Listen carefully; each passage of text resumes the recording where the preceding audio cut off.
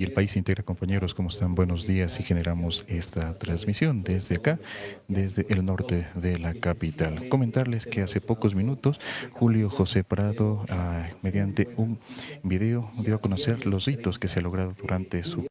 Ha reiterado que hasta el día de hoy es el ministro de la Producción y que en horas de la tarde el presidente Guillermo Lasso posesionará al nuevo ministro de la Producción. Al momento escuchemos todo lo que está refiriéndose al trabajo que se ha hecho y también en lo referente a los hitos que se ha logrado durante su gestión. Así que dejamos un sector con trazabilidad, con sostenibilidad y que además es reconocido a nivel internacional por haber ayudado y apoyado en el mayor canje de deuda por conservación que se hizo con la Reserva Marina Hermandad en el norte de Galápagos. Un siguiente hito, sin duda, la agenda comercial, que ha sido de la más intensa que hemos visto en la historia del Ecuador, no solo intensa en las negociaciones iniciadas, sino también intensa en las negociaciones que ya se lograron cerrar o firmar.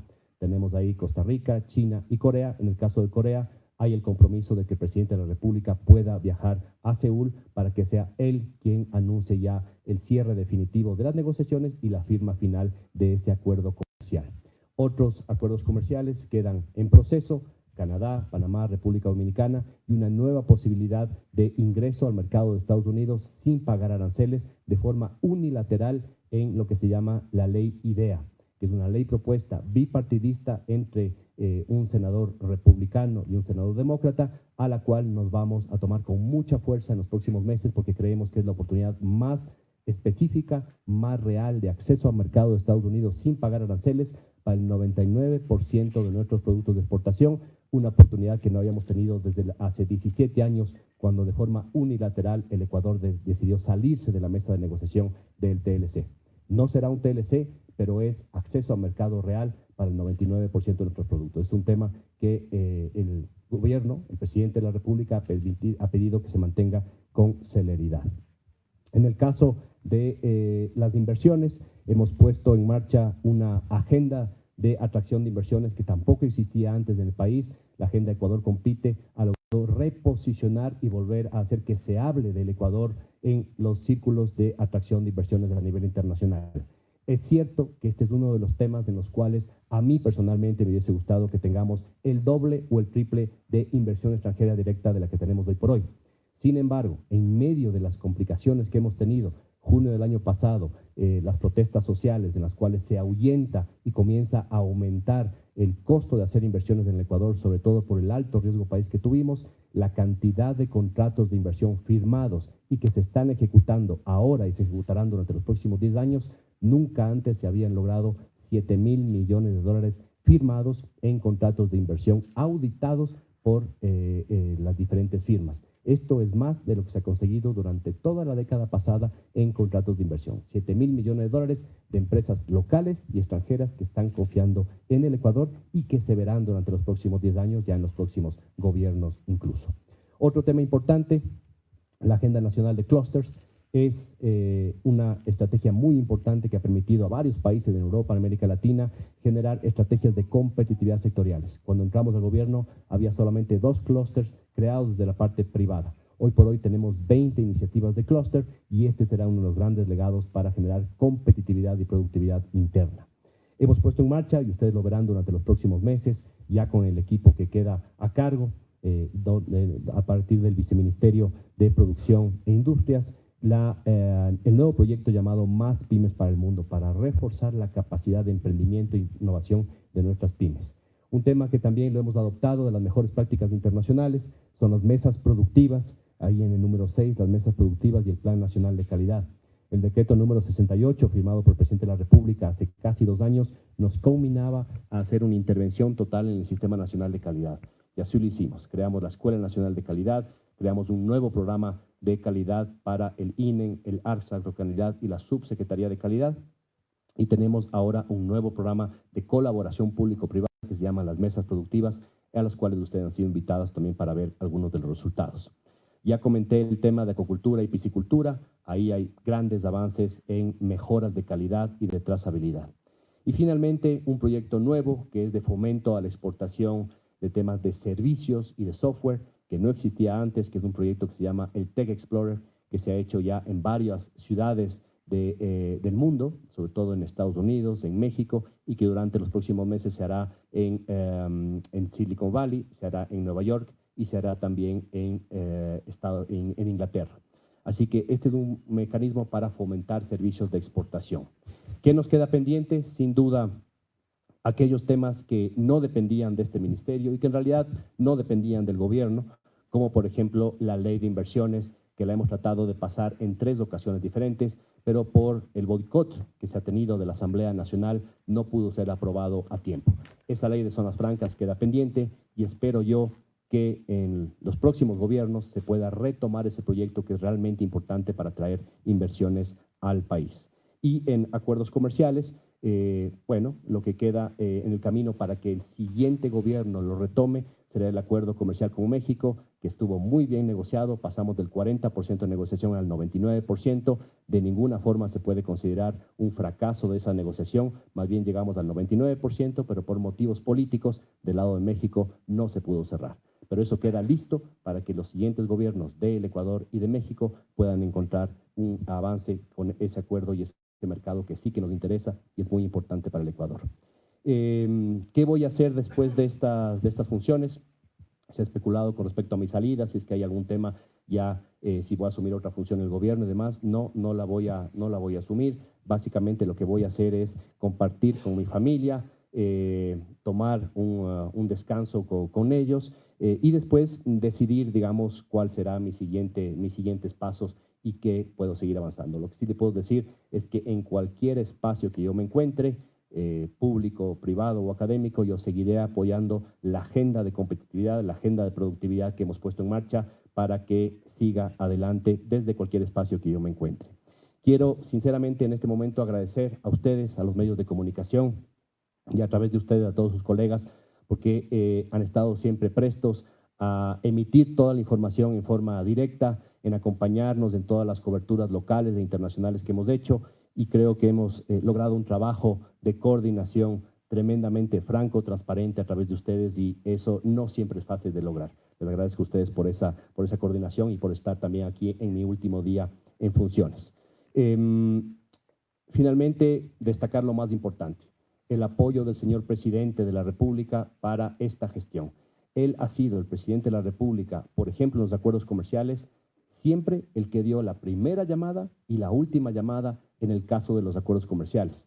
Siempre él tuvo la primera llamada y la última llamada para atraer inversiones y reunirse con empresas locales y extranjeras, que es una de las agendas que tenemos en este ministerio.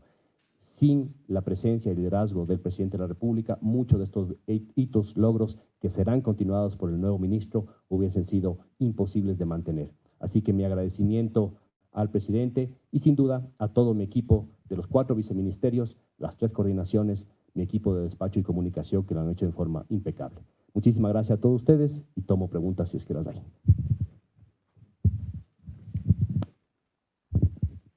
Hola, muchas gracias. Vamos a un espacio de preguntas ahora. Sebastián Angulo, Expreso.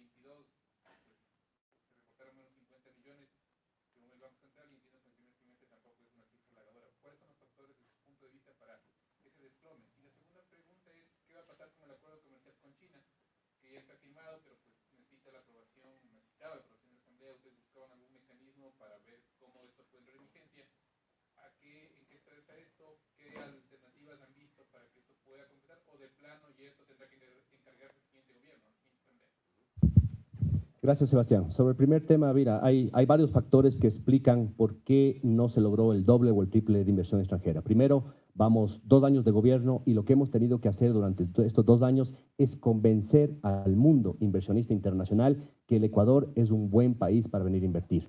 Durante los últimos 13 años el Ecuador ha estado fuera de los circuitos internacionales de las inversiones y por eso, a pesar de estar dolarizados, a pesar de tener excelentes sectores productivos donde invertir, los tradicionales, los no tradicionales, los energéticos, los petroleros, los mineros, en el Ecuador ha venido muy poca inversión extranjera, y esa es la realidad. Durante los últimos 20 años, el promedio de inversión extranjera en el Ecuador ha sido el 0.6% del PIB, 0.6% del PIB. Ahora nosotros hemos mantenido ese mismo nivel de inversión extranjera que es el promedio que ha tenido el Ecuador en los últimos años, pero sí que me hubiese gustado a mí tener el doble o el triple, como he indicado, que es y era una de nuestras metas. Pero hay un tema importante. Si lo medimos del punto de vista de las inversiones societarias, tanto locales como extranjeras, nunca antes habíamos tenido en el Ecuador tal nivel de inversiones certificadas por la Superintendencia de Bancos. ¿Cuál es la diferencia? Que algunas de esas inversiones están relacionadas con proyectos, por ejemplo, mineros, que están generando exportaciones, que están generando inversiones, pero que al mismo tiempo generan regalías que salen del país para el repago, digamos, en sus diferentes países de origen. Y entonces, claro, en el neto, cuando se registra en el Banco Central, puede ser que tengamos esa disminución a la que tú haces referencia. Ahora, casos específicos o temas específicos que influyeron en que no podamos tener más inversión extranjera. Sin duda, el boicot político de la Asamblea. Con ese boicot político, los inversionistas fueron mucho más atentos y más reacios de venir a invertir en el Ecuador como hubiésemos querido. Hicimos la agenda de atracción de inversiones más completa que ha tenido el Ecuador, Ecuador Open for Business, con eventos aquí y 13 eventos a nivel internacional, algunos de ellos liderados por el presidente de la República. Nunca antes un presidente había liderado tal cantidad de reuniones o con ministros y viceministros a nivel internacional. Lastimosamente, el riesgo país de 1.800 puntos hace que sin duda atraer inversiones al Ecuador es mucho más difícil ahora de lo que era hace, por ejemplo, un año y medio cuando teníamos riesgo país de alrededor de 800 puntos cuando iniciamos el gobierno. Y también la historia del Ecuador de poca atracción de inversiones, de poca apertura, conspira en parte para no traer inversiones. Por ejemplo, no tener suficientes acuerdos comerciales hace que un inversionista que piense en venir a América Latina mire Colombia, mire Perú o mire Chile y dice, esos países tienen acuerdos comerciales y cuando yo quiero exportar a cualquier otro país del mundo me interesa invertir en un país que tenga apertura comercial. Por eso sentamos las bases para poder ir avanzando. El otro tema, China. Siempre hemos sabido que el proceso que tiene que seguirse es la firma del acuerdo comercial finalizada, después de esa firma va a la Corte Constitucional y después tiene que ir a la Asamblea Nacional. En ese sentido, nada ha cambiado en este momento. Es decir, en el caso de Costa Rica, por ejemplo, ese acuerdo comercial ya firmado y ya finalizado está en este momento en la Corte Constitucional y se espera que en las próximas semanas haya un pronunciamiento positivo para ya tener el primer acuerdo comercial ya que pasa por el filtro de la Corte. En el caso de China, el presidente ha decidido que en las próximas semanas enviará ese acuerdo comercial a la Corte Constitucional y seguirá el mismo proceso. Lo mismo sucederá con el caso de Corea. Es decir, tendremos un pronunciamiento de la Corte con respecto a esos 3 acuerdos comerciales antes de terminar este gobierno y sí, los 3 quedarán pendientes de que sea la Asamblea Nacional nueva y el nuevo gobierno quien los envíe a la Asamblea Nacional para su discusión y posterior ratificación. En esto yo hago un llamado a los sectores productivos, a los gremios y a la ciudadanía y a los sectores políticos a que cuando estos acuerdos comerciales vayan a la Asamblea, aprobados rápidamente porque constituyen un hito histórico para poder acceder a los mercados más grandes del mundo, bajar costos de producción y generar beneficios para toda la población. Pero eso será en el siguiente gobierno, Sebastián. Muchas gracias, ministro. Carolina Enríquez, de La Posta.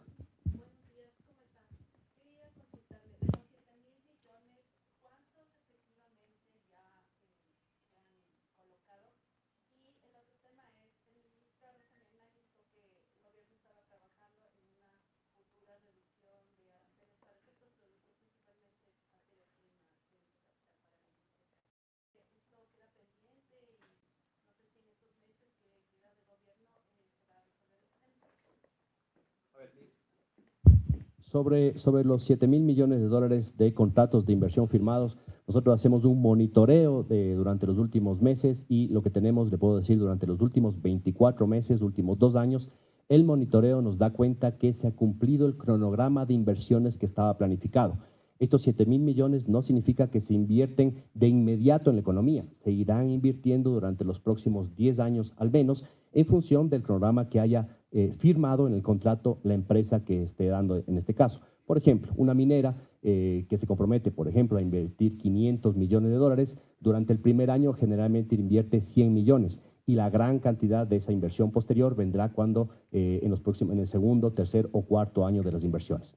En definitiva, nosotros tenemos el resultado del monitoreo, nos da que en los 2 primeros años las inversiones locales y extranjeras a través de contratos de inversión superan los 1.500 millones de dólares que ya se han venido invirtiendo, ya sea en el año 2021, 2022 o 2023, que es durante este periodo de gobierno. Así que están avanzando.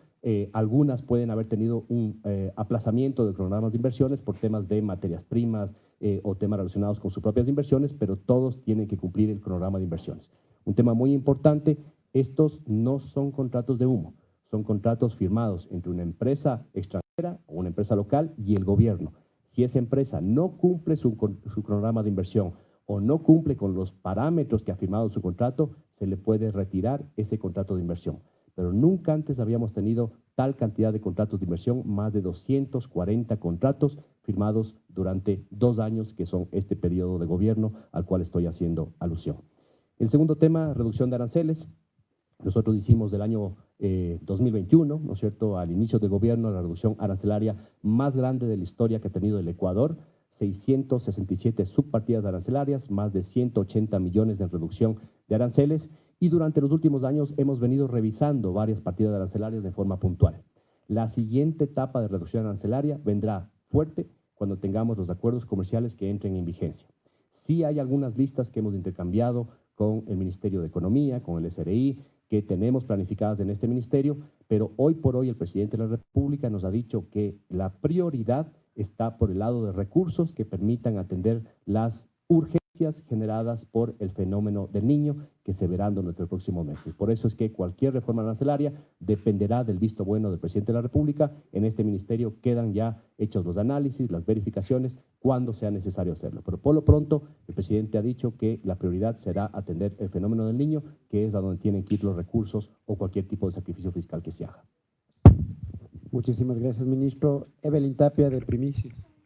Y ahí escuchábamos a Julio José Prado en lo referente a lo que ha sido la gestión al mando del ministerio. Ha señalado nuevamente que hasta el día de hoy está a cargo de esta cartera de Estado y que en horas de la tarde el presidente Guillermo Lasso posesionaría al nuevo ministro de la Producción. También ha señalado que son más de 7.200 millones de dólares que se ha logrado en inversiones y que esto se irá recibiendo por parte del Ecuador durante los próximos 10 años. También ha señalado que se ha cumplido con el cronograma de inversiones y que ahora el país se ha vuelto a posicionar a nivel mundial en tema de inversiones. Es el informe que nosotros les llevamos desde aquí. Regresamos a Estudio Corape Informa.